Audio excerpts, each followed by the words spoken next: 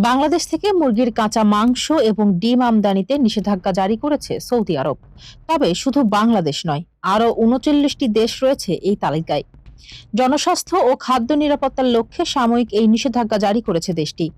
একই সঙ্গে আরও ১৬টি দেশের নির্দিষ্ট কিছু অঞ্চলের ক্ষেত্রে আংশিক বিধিনিষেধ আরোপ করেছে রিয়াদ।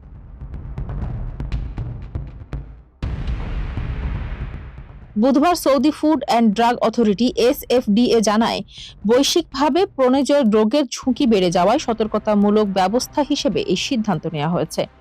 ২৫ ফেব্রুয়ারির বিবৃতিতে সংস্থাটি বলেছে, এভিয়ান ইনফ্লুয়েঞ্জা ও নিউ ক্যাসল রোগের সম্ভাব্য বিস্তার ঠেকাতেই আগাম সতর্কতা হিসেবে এবং জনস্বাস্থ্য সুরক্ষা ও দেশীয় বাজারে খাদ্য নিরাপত্তা নিশ্চিত করাই এই উদ্যোগের মূল উদ্দেশ্য।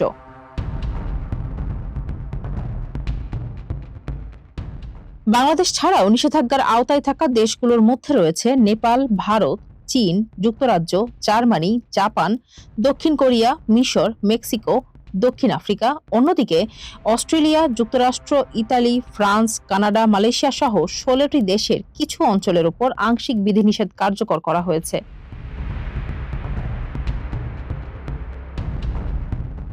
এসএফডিএ স্পষ্ট করে জানিয়েছে, এই নিষেধাজ্ঞা কেবল কাঁচা মুরগির মাংস ও ডিমের ক্ষেত্রে প্রযোজ্য।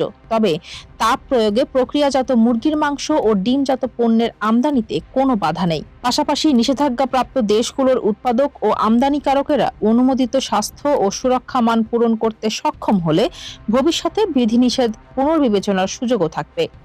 এক্ষেত্রে পরিস্থিতি নিয়মিত পর্যালোচনা করা হবে এবং ঝুঁকি কমলে নিষেধাজ্ঞা শিথিল করা হতে পারে বলেও ইঙ্গিত দিয়েছে রিয়াদ।